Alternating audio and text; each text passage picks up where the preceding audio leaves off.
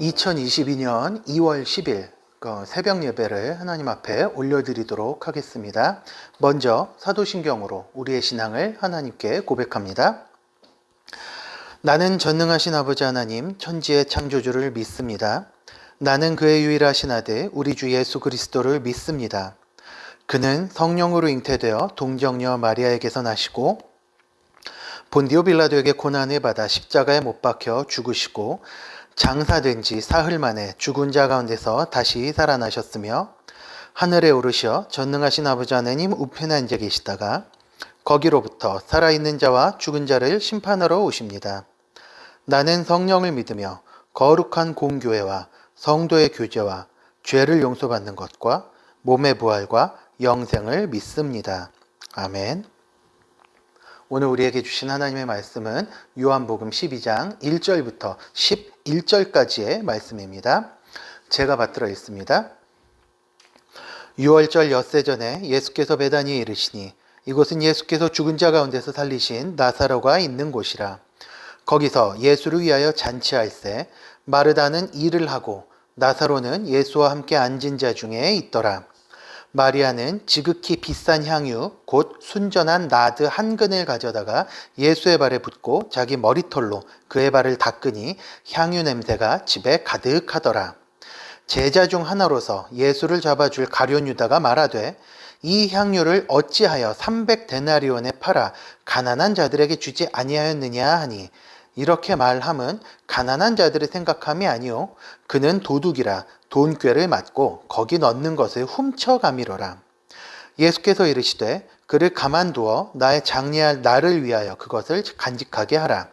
가난한 자들은 항상 너희와 함께 있거니와 나는 항상 있지 아니하리라 하시니라. 유대인의 큰 무리가 예수께서 여기 계신 줄을 알고 오니 이는 예수만 보기 위함이 아니요 죽은 자 가운데서 살리신 나사로도 보려 함이로라. 대제사장들이 나사로까지 죽이려고 모의하니 나사로 때문에 많은 유대인이 가서 예수를 믿음이로라. 아멘. 오늘도 주시는 말씀을 듣고 힘을 얻어 하루를 살아나갈 힘으로 공급받으시는 성도 여러분들 되시기를 바랍니다. 최근 인터넷이나 SNS 사이트 등지를 보시면 어떤 그림을 놓고 종종 싸우는 경우를 발견할 수 있습니다. 이러한 그림들은 착시 현상을 이용한 그림인데 대개는 이런 패턴입니다. 똑같은 그림이 이 그림이 A로 보이는지 혹은 B로 보이는지를 싸우거나 아니면 A와 B의 색깔이 무슨 색이냐 혹은 이게 같으냐 다르냐를 놓고 이런 것들을 가지고 논쟁을 벌이는 것입니다. 물론 웃자고 하는 경우가 많기 때문에 진지하게 싸우는 경우는 그렇게 많지 않습니다. 이런 논쟁들은 저마다 다른 시각을 가지고 그림을 바라보고 해석을 하기 때문에 벌어지는 일입니다. 이런 그림들은 대개 눈을 속이는 착시 현상을 응용해서 그린 그림들이 많습니다. 그리고 이렇게 착시를 활용해서 그 사람의 심리나 상태를 파악하는 심리학 기법도 매우 발달했다고 합니다. 이렇게 사소한 문제 하나만으로도 사람들은 저마다 뚜렷한 자신만의 기준을 가지고 살아갑니다. 사람들은 그 기준으로 세상을 바라보고 해석을 합니다. 예수님을 바라보는 관점 역시 비슷합니다. 어떤 사람에게 예수님은 우리의 생명 되신 분이고 구원자가 되신 분이십니다만 또 어떤 이들은 예수님을 당시 거대 정치 권력에 맞서 싸운 혹은 로마라는 거대한 제국에 맞서 싸운 젊은 민중 투사로 바라보는 경우도 있습니다. 또 어떤 사람에게 예수님은 세계 4대 성인의 반열에 든 위대한 사상가 정도로 여겨지기도 하고요. 어떤 사람은 예수님의 실존 자체를 의심하는 경우도 있습니다. 오늘 이 아침에 우리는 마태복음 16장 15절에서 예수님께서 베드로를 비롯한 제자들에게 던지셨던 질문인 너는 나를 누구라 하느냐 이 질문을 진지하게 자신에게 던져보아야 할 것입니다. 오늘 본문은 이 질문에 행동으로 응답한 사람들의 이야기를 보여주고 있습니다. 본문은 11장 말미에 있었던 나사로 사건 다음에 일어난 일인 것을 명확하게 하고 있습니다. 1절을 보시면 이곳은 예수께서 죽은 자 가운데서 살리신 나사로가 있는 곳이라고 설명을 하고 있고, 또 9절과 11절에서 나사로가 계속 지역에서 화제가 되는 모습을 보여주고 있습니다. 아무리 신기한 사건이라도 시간이 지나면 화제성이 떨어지기 마련이기 때문에 이러한 장면들이 보여주는 정황으로 미뤄봤을 때 오늘 본문은 나사로 사건 거의 직후로 판단이 됩니다.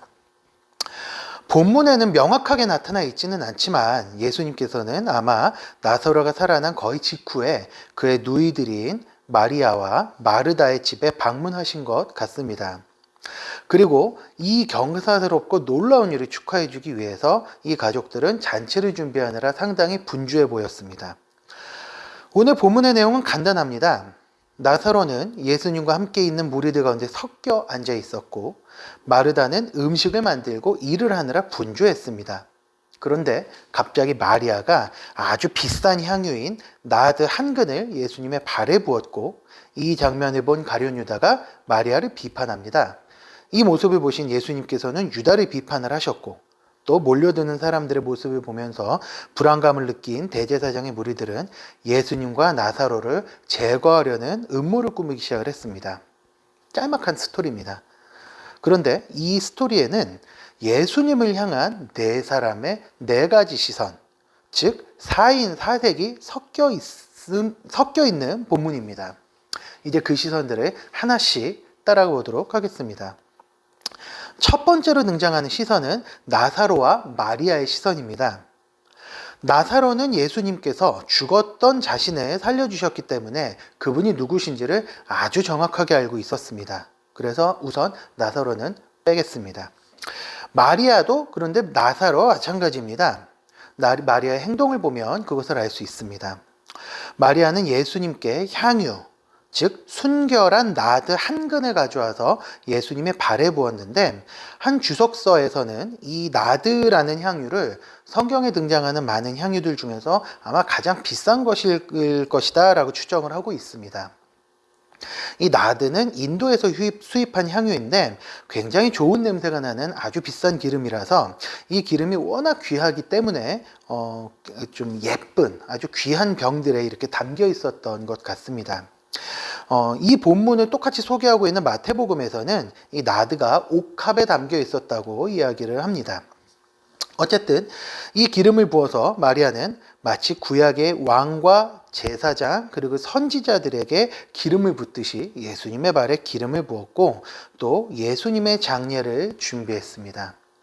마리아가 했었던 행동은 당시에 장례를 준비하는 일반적인 행동이었기 때문에 마리아는 예수님께서 곧 돌아가실 것임을 알고 있었던 것 같습니다. 두 번째 시선입니다. 두 번째 시선은 마르다입니다.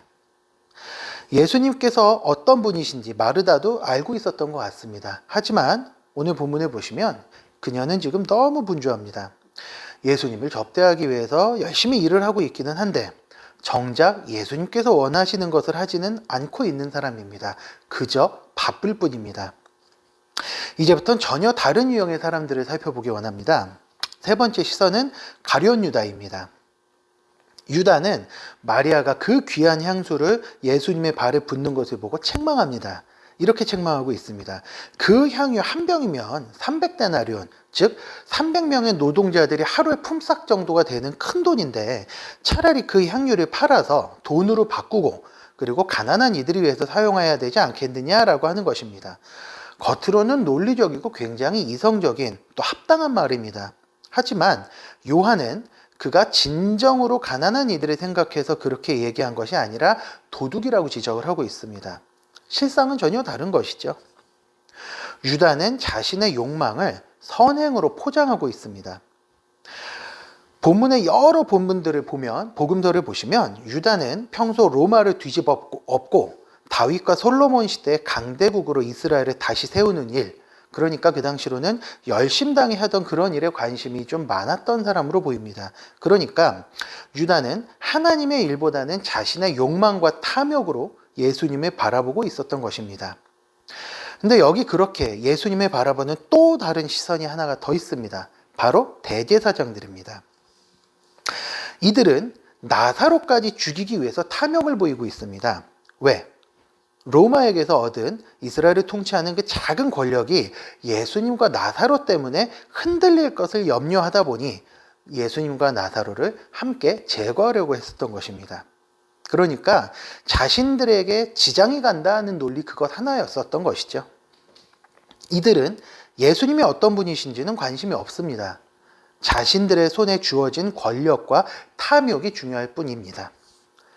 네 가지의 시선을 보신 여러분들 어떠십니까? 사랑하는 성도 여러분, 이 네 가지 시선을 찬찬히 다시 바라보시면서 묵상하시기 바랍니다. 예수님께서 십자가를 지실 날이 코앞으로 다가왔습니다. 하지만 그 예수님을 향한 시선은 이렇게 여전히 갈라져 있었습니다. 성도님들은 예수님을 어떤 시선으로 바라보고 계십니까? 예수님께서 나의 구원자이고 주인이십니까? 아니면 내가 원하는 것, 나의 기도 제목을 들어주시는 도깨비 방망이 같은 분이십니까? 예수님께서는 우리의 유일한 구원자가 되시는 분이시고 우리는 그분의 백성입니다. 그분은 지금도 우리가 하나님의 백성다운 삶을 살기를 원하고 계십니다. 하지만 우리는 하루를 잘 버티기도 참 만만치 않은 것 같습니다. 그럼에도 불구하고 우리의 정체성은 여전히 천국 백성이고 하나님의 백성입니다.